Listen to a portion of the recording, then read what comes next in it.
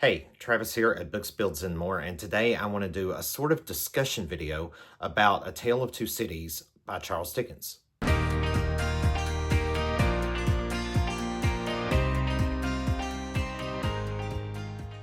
Now, this isn't going to quite be a review, although it is going to be review-like, but I'm not actually going to be rating or ranking or tier whatever anything in this video, although I will say that I have a favorite of something. But while this is going to be a little bit touching on the book itself, I'm going to mostly be talking about the film adaptations.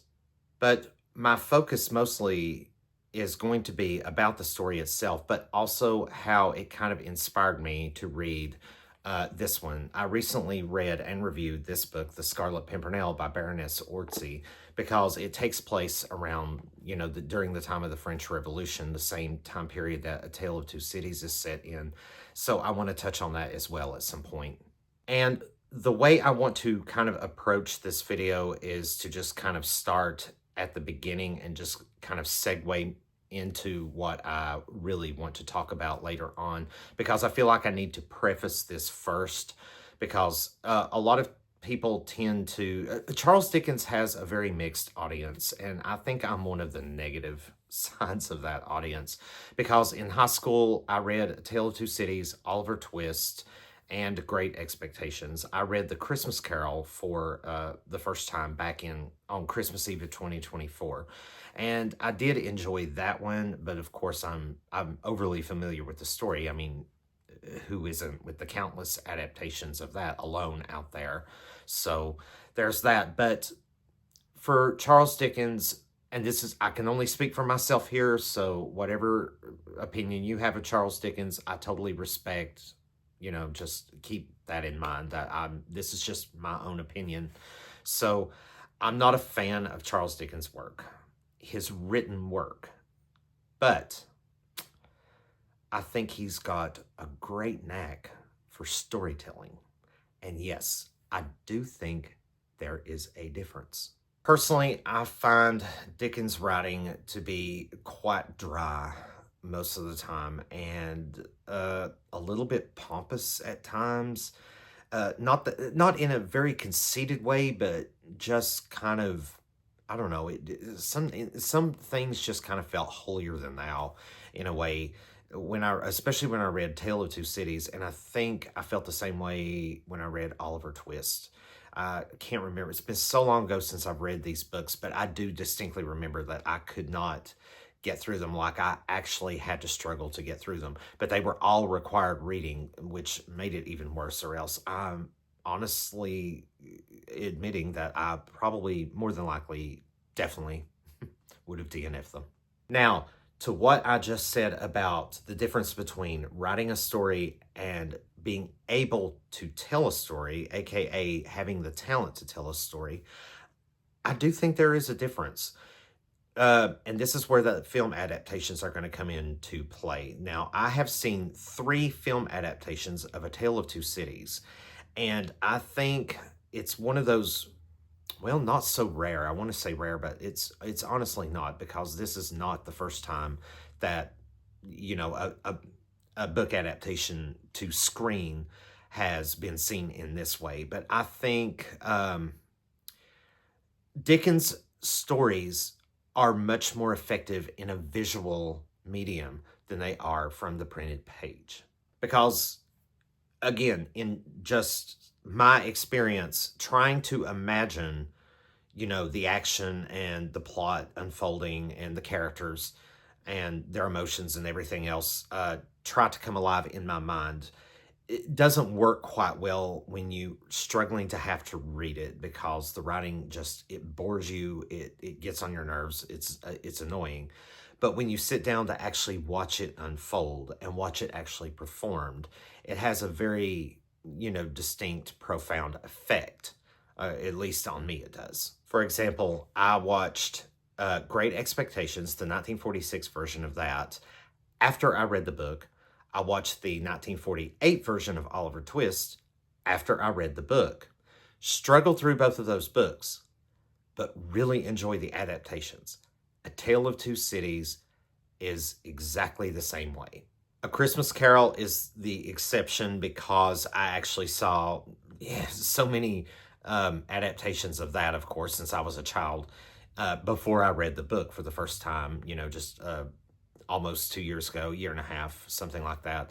And I only enjoyed it that time because I already knew what the story was about, of course, obviously, from watching it every year pretty much in some form. But I still liked any adaptation. For the record, my favorite version of A Christmas Carol is the one where George C. Scott plays the role of Ebenezer Scrooge. He just did an amazing job with the character, which Scrooge is a fascinating character anyway. But yeah, I'll admit that having been overly familiar with that story, did kind of enhance the reading experience a little bit. So I'm looking back, but while reading it, I did remember what I disliked about Dickens' writing with those other three books. So yeah, I think Dickens does have a really great knack for great story ideas, but to write them, I think you do have to have a special way to actually write something if you want to convey it. But with his stories, I would much prefer a visual medium because you can actually see the story come to life like that.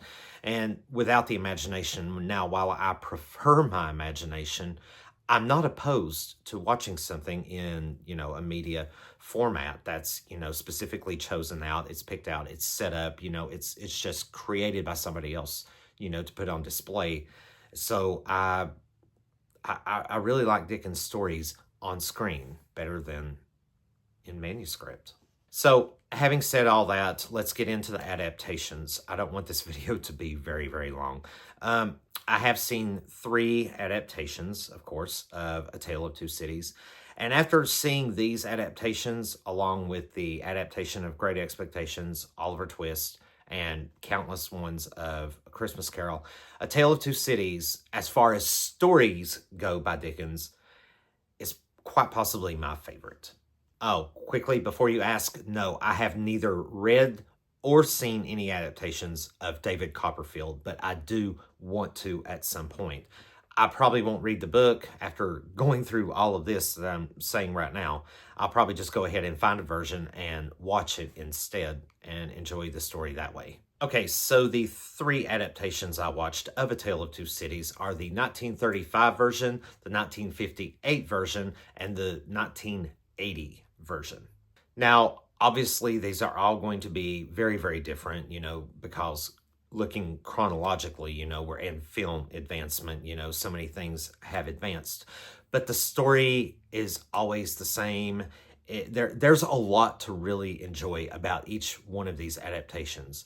I do have to go ahead and say, though, that my favorite version is the 1935 version. But first, I want to talk a little bit about the story while trying to talk about the films at the same time. So the story takes place during the French Revolution, and the 2 cities in question in the title are London and Paris. But the story mostly takes place, or at least a lot of the major action takes place in Paris, of course, because, of the French Revolution and the societal upheaval that's taking place there because of the revolution and the fall of the aristocracy and everything that's just going on with that. But there's also a love story going on. It's kind of a love triangle. And in the middle of all of this is our old pal, Sidney Carton, who is just a very interesting character. He's kind of a take on the Scrooge character from a Christmas Carol, or at least that's the way I kind of looked at him. In the beginning, he's just kind of this very unpleasant character.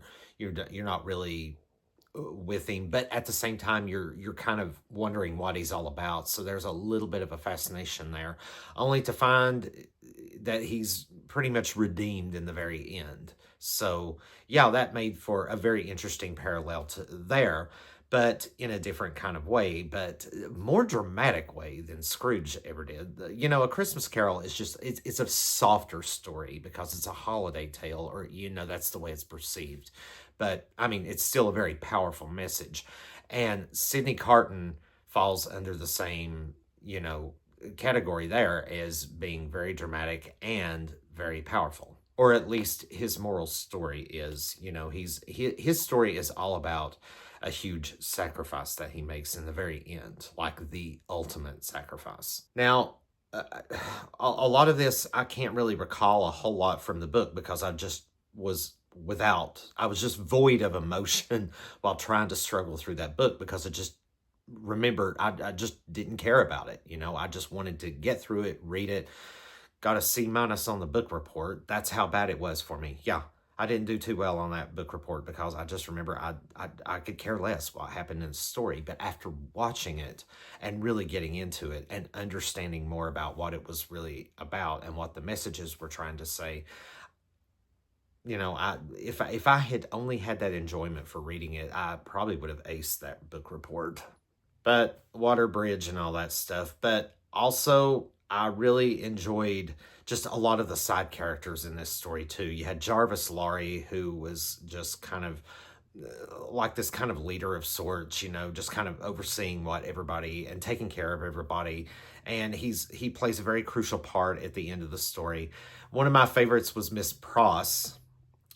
In the 1935 version, my favorite version, that's the best version of Miss Pross because she owns every scene that she's in, and the actress that played her was just so phenomenal with the role. I mean, I just could not get enough of this woman in Tale of Two Cities. In the 1935 adaptation, she was just great. Then, of course, you have characters like Stryver, who is a barrister like Sidney Carton, and they're partners, or Stryver is Carton's boss or something like that, but they work together, especially in a crucial court scene early in the story where the mistaken identity plot is first, you know, kind of brought to light and stated there.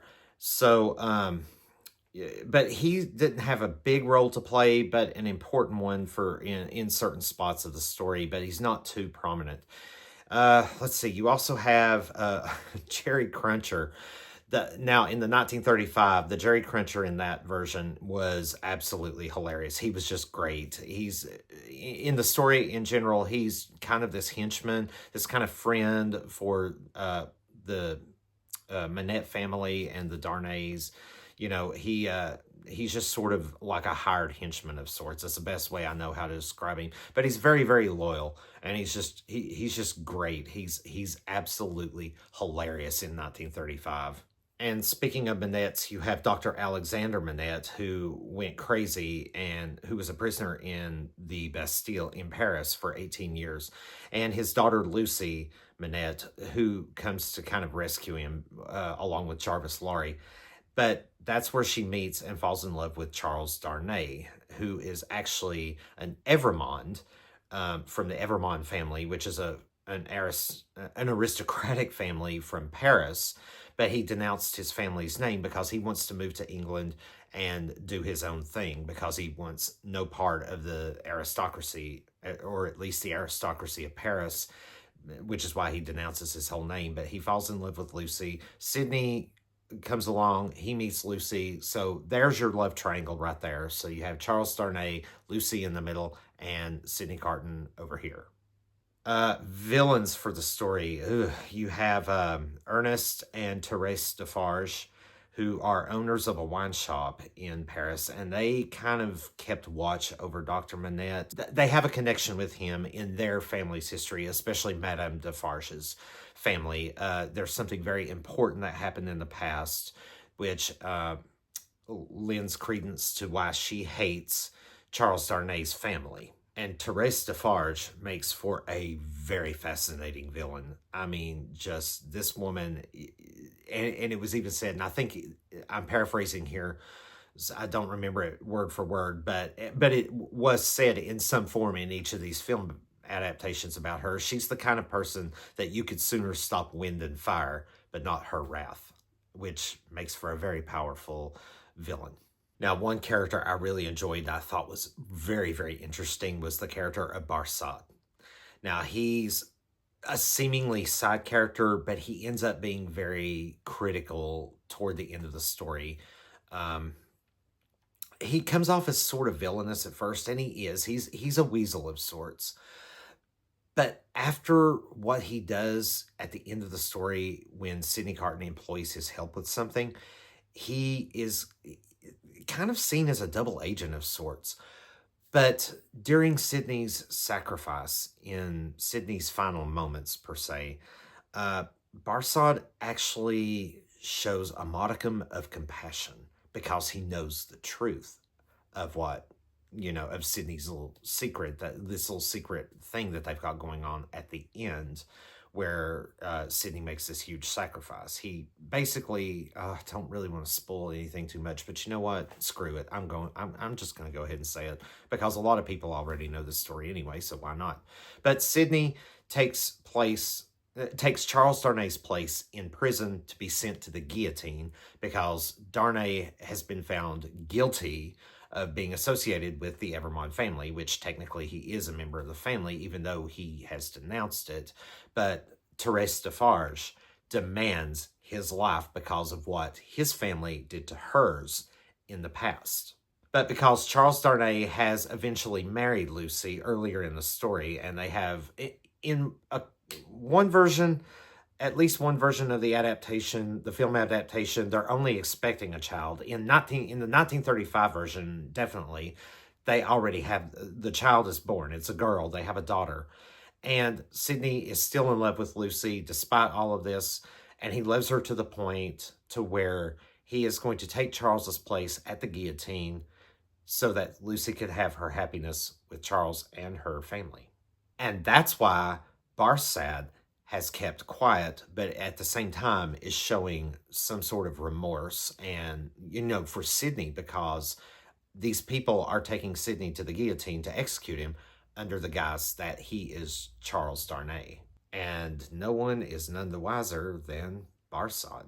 So I thought that made for a very crushing, very tragic, but very melancholy and important part of the story as far as Barsad's character goes. And it tells quite a bit. It speaks volumes about his character in that way. I think it does. And speaking of Sidney's sacrifice, that's honestly probably my favorite part of the entire story, because that's this one action, this one motivation that this character has pretty much wraps up everything about the story. Nothing is left undone. I think through this one sacrifice, I think it wraps up beautifully with this sacrifice.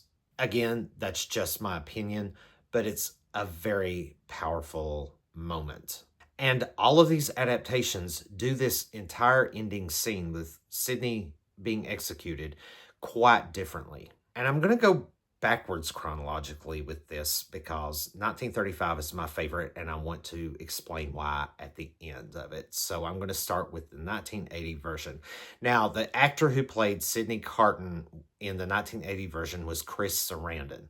And for the record, Peter Cushing, General Tarkin from Star Wars Episode 4, A New Hope, he plays the role of Dr. Manette in this adaptation as well, and he does a fantastic job with it. I think that's my favorite version of that character in all three adaptations. But Chris Sarandon plays a dual role in 1980. That's the only difference with character-wise, or actor-wise, basically, technically, because, Charles Darnay and Sidney Carton appear to look alike. So that's why they cast Chris Sarandon in a double role, so that they could keep that. I think that was a little too much because, they don't look exactly alike. You can mistake somebody that's not quite a twin or twinner, whatever. And, but it is what it is. However, I do feel like Chris Sarandon had the weakest performance of Sidney Carton, at least. Charles Darnay, that character, he was one of the weakest characters for me in all adaptations. Just a general part of the story. Yes, he was a major plot point a lot of the time, but just due to his family heritage and his role in that. He didn't actually have a role in that history. He was just connected to the family that's hated. So anyway, back to what I was saying about Chris Sarandon, I think he had the weakest performance. His performance in 1980's version just fell kind of flat. And at the very end was now the 1980 version of the end of the story where Carton is being sent to the guillotine was by far the most dramatic. I mean, it's 1980 compared, up from 1958 and 1935. It's going to be a lot more cinematically, enhanced. So they've upped the drama a little bit. It's a very intense sequence from the moment they drag Sidney out of the dungeons, put him on the tumbril to take him to the guillotine, all the way to the very end. And the only times we get to see Sidney actually get put on the guillotine is in this version. Like they walk him up, strap him to the bascule of the guillotine, lower him to where his neck is in the lunette, and then you see the blade fall, but you don't actually see it hit him. It doesn't, Sidney's head. And that's the closest you get to see. The other two versions I'll get to in a minute.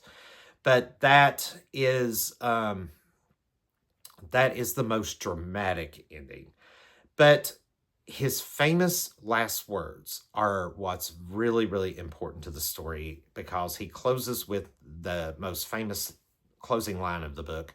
It's a far, far better thing I do than I have ever done. It's a far, far better rest I go to than I have ever known. Or something close to that. That may not be verbatim.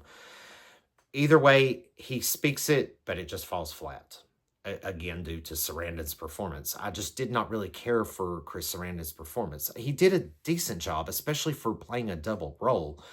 But there was very little emotion from him. I just didn't get the feeling from him. You know what I mean? So it just kind of fell flat, even though it was a very dramatic scene. But it does contain a lot more story, where the other two do feel a lot more compacted. However, in the 1958 version, the role of Sidney Carton was played by Dirk Bogarde, and he did a better job than Chris Sarandon. A lot more animated and a lot more imaginative. But there was, speaking of pompous, there were times where I felt like the actor's portrayal was a little bit pompous of sorts, but now he brought more life to Sidney than Chris Sarandon's performance did. Now, the ending of his sacrifice in the 1958 version, there were some differences there. Now, in both this version and the 1935 version, both of Sidney's ending was soliloquied. In the book, I can't remember exactly in the book. I know that he had an impassioned long speech at the end that included the, it's a far, far better thing closing line. But I can't remember if it was soliloquy or if I think it was soliloquy in the book, if I recall. It's just been so long. But in both the 1935 and 58 versions, they're soliloquy. However, I think it's different from the original manuscript in 1958. The 1958 version as a whole, though, I think tweaked the entire story here and there. For example, the seamstress that accompanies Sidney to the guillotine, or she's with the party that's in there, and he kind of comforts her. She plays a little bit bigger role, slightly bigger role than she did in the 1958 version. She's actually shown to be the daughter of a servant named Gabelle, who worked for the Evremond family and wanted initially for Sidney or Charles Darnay to take him to London with him and to, kind of free him under the Marquis Saint Evremond, who was murdered, and rightfully so, because of his horrible action, shortly after the beginning of the story, or toward the beginning of the story.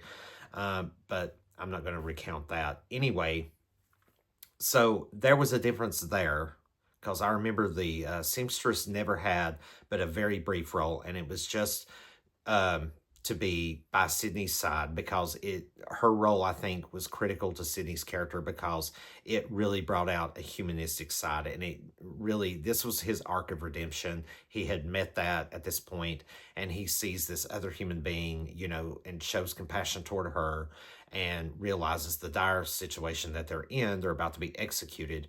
And also, I always felt like, because the way Sydney just kind of ends up the way he does, he makes this sacrifice, and he just, looks forward to death, basically, because he thinks he can find something better in death than he ever did in life. And this is where the seamstress comes in, and her role was significant to me because it was important to Sydney's character, because you could see a potential romance there. He lost out on the love of his life, Lucy, but he and Charles Darnay actually became friends. He actually grew to care about Charles Darnay, so he technically wants his friends to be happy, and so enough to the point to where he's laying down his life for them. And then this little seamstress comes along, and she seems, a little bit taken with Sydney, because, she wants, at first she thinks he is Charles Darnay, but then when she realizes he's not, she doesn't blow the whistle on him. She understands what his sacrifice is, and to me, it makes it seem like she really, really admires that about him. And then you find yourself, you really want this for Sydney, but now it's too late. And that's what makes it all the more tragic. But having said that, I'm going to get back on track with the end scene of the 1958 version, where Sydney and the seamstress go to the guillotine. And his last speech was very compassionate. It was very, very, very sad, and just it was a very powerful moment. However, this is the second time, the 1980 version, you see the blade fall. You see the blade fall again, but again, not directly on Sydney. The blade falls, and then the credits roll in both of these adaptations. And I have quite a bit to say about the 1935 version, simply because, yet again, I'll repeat, it is my favorite adaptation. And not just my favorite adaptation of this story, making it probably my favorite story of Dickens ever, but it's also quite possibly one of my favorite top films of all time. No, there's no possibility about it. That's an absolute yes, one of my top films of all time, because I just really, really loved this film. First thing I want to point out is it was produced by David O. Selznick, who was also producer of Gone with the Wind. Now, if you'll recall, anybody who's watched Gone with the Wind will know that, throughout the movie, there are places where title cards or narration screens come up where you're reading words that, depict a certain part in the story that describes what's been going on, what's getting ready to happen, the overall tone or feeling of the current scene or situation. Well, the same thing happens. It's the same format in Tale of Two Cities. You get various title cards, but mostly it's dealing with everything going on with revolutionary France. Now, the story is a little bit more compacted, more so than the 1958, but like 1980, it stays truer to the story, in format. 1958 tweaked the story on several occasions. I can't remember exactly what it tweaked, everything about it. I'd have to go back and rewatch it and try to remember from the book what was changed or whatnot, but some things had definitely changed there. But 1935 just has everything. Anyway, it has the romance, and it's not as boring as the 1958 and the 1980. I'm not one for romance anyway, but I did like the romantic angle that was going on here, the triangle that was going on, because it, particularly where Sydney was involved, because he's kind of the star, of this whole story. Whether it's in book form or adaptation form, he's by far the most standout character. For me, he was. And his story, especially the way it ends for him, just makes him the most interesting character in the entire story. But I thought the romance was done fairly well. As I said earlier about when I was talking about side characters, Miss Pross stole every scene she was in. She really did. The characters, this ensemble was amazing. Reginald Owen, who I most remember as Admiral Boom from Mary Poppins, he did a phenomenal job as Stryver, even though he wasn't in the film, because Stryver didn't have that much of a role in the story to begin with. But he was absolutely great. This movie had a mixture of, I think it was equal parts humor. I mean, there were some absolutely hilarious moments in this entire film. Not all the way through, of course, but, in the film as a whole. But you had the adventure, you had the intensity, everything that was going on with the French Revolution going on there. But the most powerful scene was that ending where Sidney and the seamstress are sent to the guillotine. Now, after I just described the ending scenes of the 1980 and 1958 versions, this one was quite different. First of all, in both those other versions, you don't actually get to see anybody, not just Sidney or the seamstress, anybody's heads get sliced off by the guillotine. But you do get to see it in the 1935 version. Believe it or not, you do get to see that. It's very quick, and it's like very distance. It's seen at a distance, but it is obvious. It is there. You just have to watch it very, very carefully. It just, and then you just see it. It's 1935. Take the effects for what they were at the time and go with it. And you even get to see them shortly after that throw the headless body into a cart or whatever, a wagon to be rolled away or whatnot. I mean, you know what it is. Again, it's seen from a distance, but whew, I'm like, wow, that's bold, even for 1935 standards. Well, maybe not really. I don't know. Of course, I wasn't around during that time to know what all was taboo and whatnot. But regardless, now, when it's Sidney's turn to go to the guillotine at the very end, he does not go into a long soliloquy. In 1980, Chris Sarandon's character, he voices, like he actually, speaks, "It is a far, far better thing I do." But that's the only line he says. In the 1935 version, where Sidney's played by Ronald Colman, that's the only line he says too. He doesn't say anything else about the speech, unlike the 1958 version where Dirk Bogart's character, he gives this kind of long, a more elongated version of the ending before the "it's a far, far better thing I do" line he hits. All three of them say it is a far, far better thing I do. But the 1958 is the only one that I've seen that has the longer version to it. But here's the thing. The 1935 version, when Sidney is walked up to the guillotine, he stands there, and the actor, Ronald Colman, just did, this was by far the best Sidney Carton. By far. I mean, hands down. He just encompassed everything about Sidney Carton from his very first scene all the way to the very end of the movie. The look on his face when he approached the guillotine was just, after everything he had gone through and after everything he had done and sacrificed up to this point, that look of, that mixture of resolve but yet sadness was there. Like, he knows he's losing his life, and he's happy about it. He's at peace with it. It's that alone just made for such an amazing moment. But you never see the blade fall. No. They walk him up to the guillotine. He has that expression on his face, and then the camera pans up, and you hear the drums start, a cadence indicating, the execution's about to begin. And the camera pans up past the blade of the guillotine before it falls. You never actually see the blade fall in this version. And then it pans up past the guillotine to see this kind of panoramic view of Paris. And you hear, that's when you actually hear Sidney's soliloquy, "It is a far, far better thing I do." And then we are treated at the very end, right before the credits roll, with a scripture quote from John 11, 25, I think.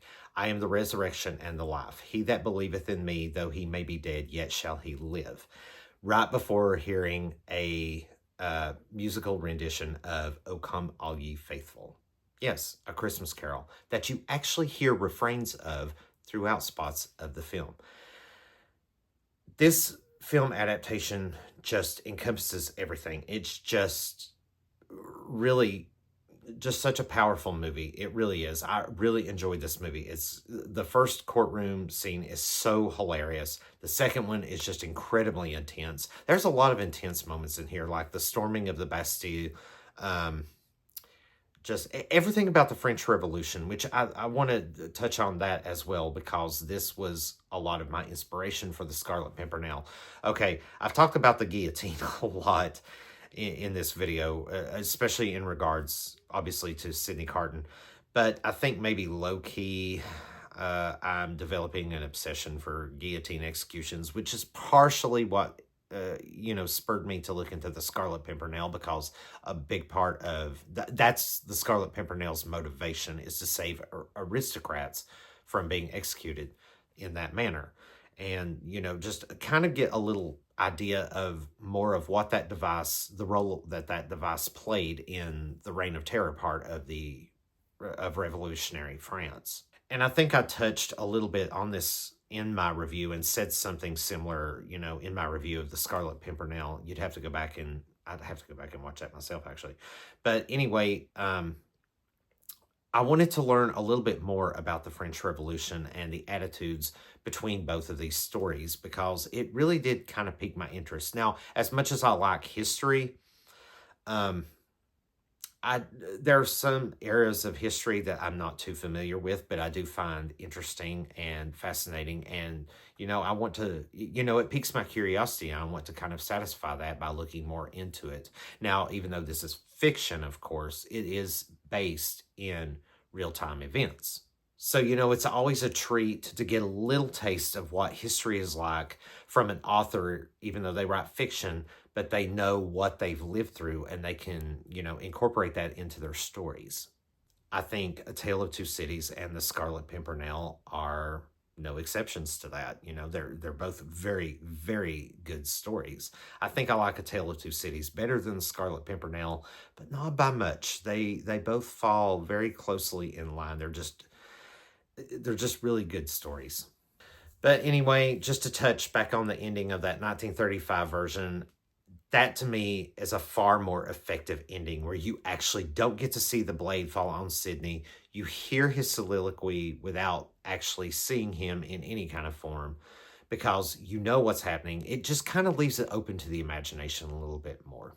And to me, that just makes it a far more effective ending than the other two adaptations that I watched. And that's it. That's all I've got for this video. I really enjoyed talking about this, because I've wanted to talk about this story for a long time now, and especially share my thoughts on the film adaptations, at least, and my thoughts of the book, which aren't very favorable, obviously. But I really think that Charles Dickens stories are better when they're brought to life in a visual format than they are being read on page. But again, that is just my experience, just my opinion. If you have a different opinion, please let me know below. I'm so sorry this went on for much longer than I anticipated, but I had a lot to say. I wanted to get it out, and oh well.